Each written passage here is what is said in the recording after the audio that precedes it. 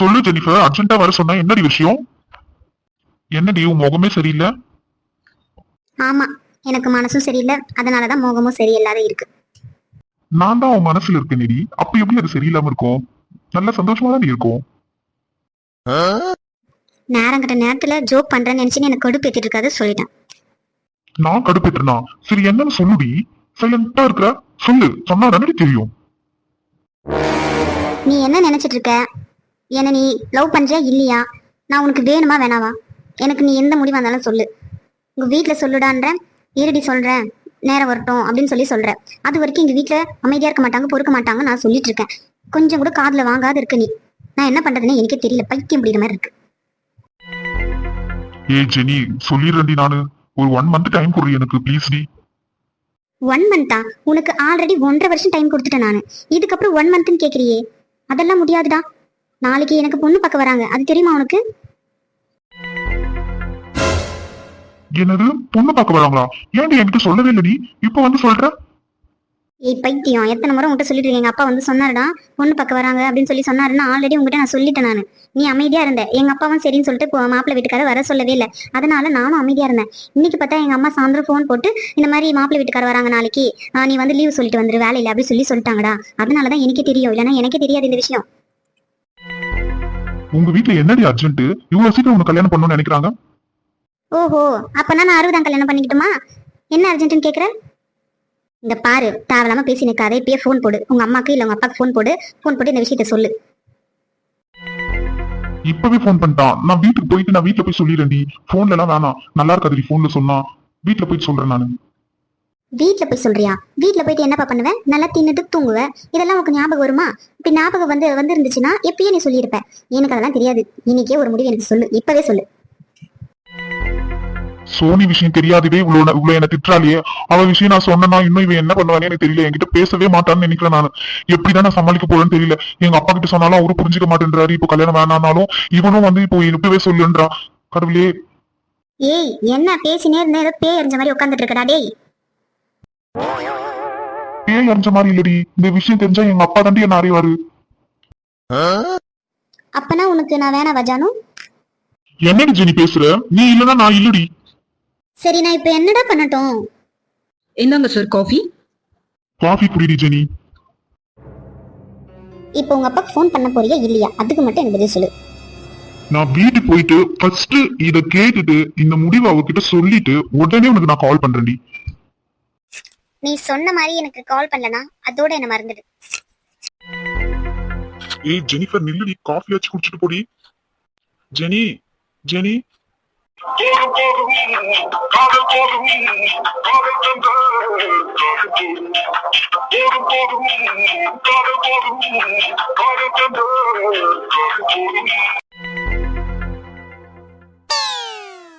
ரெண்டு புடவையில எந்த கலர் கட்டுறது ஜெனிஃபருக்கு?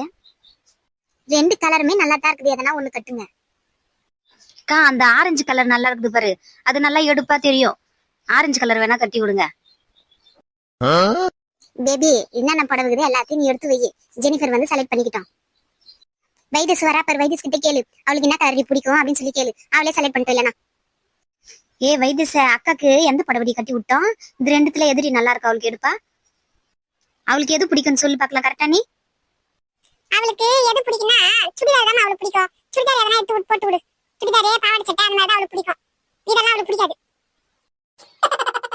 ஏமா வைத்தியச, பொண்ணு பார்க்க வராங்க, பாவாடை சட்டை சுடிதார் போட்டு நான் நிப்பாங்க, புடவை தடவை கட்டி நின்னாதான் நல்லா மங்களகரமா இருக்கும்.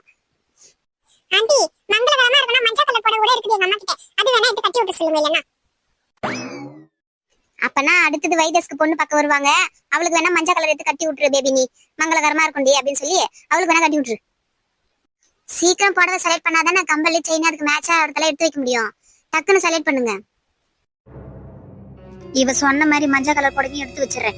ஜெனிஃபருக்கு எது பிடிக்குதோ அது கட்டிக்கிட்டோம். மா, ஜெனிஃபர் வந்துட்டா பாரு, அவகிட்ட கேட்டுக்கோ. ஜெனிஃபர் கரெக்டான டைம்ல வந்துக்கிறடி. இந்த 3 புடவையில உனக்கு எந்த புடவை நல்லா இருக்கும்னு சொல்லுடி. நாளைக்கு மாப்பிள்ளை வீட்டுக்கார வராங்களே, இந்த புடவை நீ கட்டிப்ப, நல்லா அழகா இருக்கும். அது 3த்துல எது வந்து உனக்கு பிடிச்சிருக்குன்னு சொல்லு. பேபி, ஒரு படியா மேல வச்சு பாரு, நல்லா கலர் எடுப்பா இருக்குதா அப்படின்ட்டு மேல வச்சு பாரு. தாமரை, எந்த புடவை எப்படி இருக்குதுன்னு சொல்லு. பாப்பா வெள்ளையா இருக்கிறதுக்கு எது கட்டினாலும் அழகா தான் இருக்கும், நல்லா தான் இருக்குது.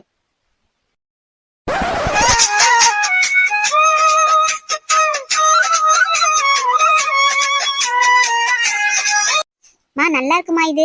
இதே கட்டி விட்டுரு பேபி. என்னடி இவ்ளோ நேரம் கேட்டுன்னு இருக்கிற, கம்முனே இருக்கிறியே ஜெனிஃபர்?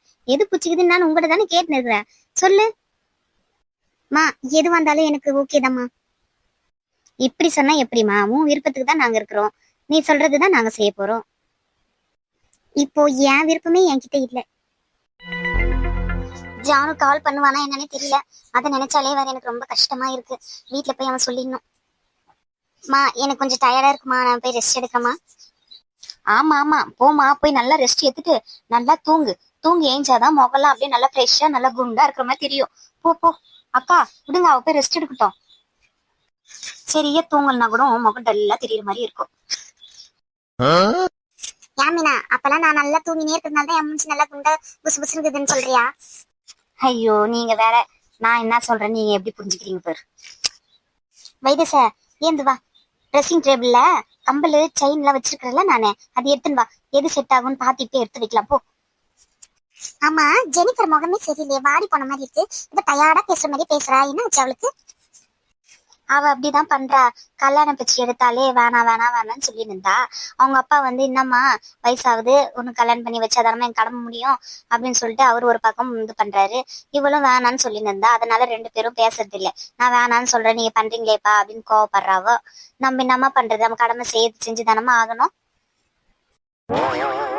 ஏமா இப்பதான் அவ காலேஜ் முடிச்சுட்டு வேலைக்கு போயிருக்கிறா, அதுக்குள்ள ஏதோ பெரிய பொம்பளை மாதிரி பேசுற, வயசாகுதுன்னுட்டு.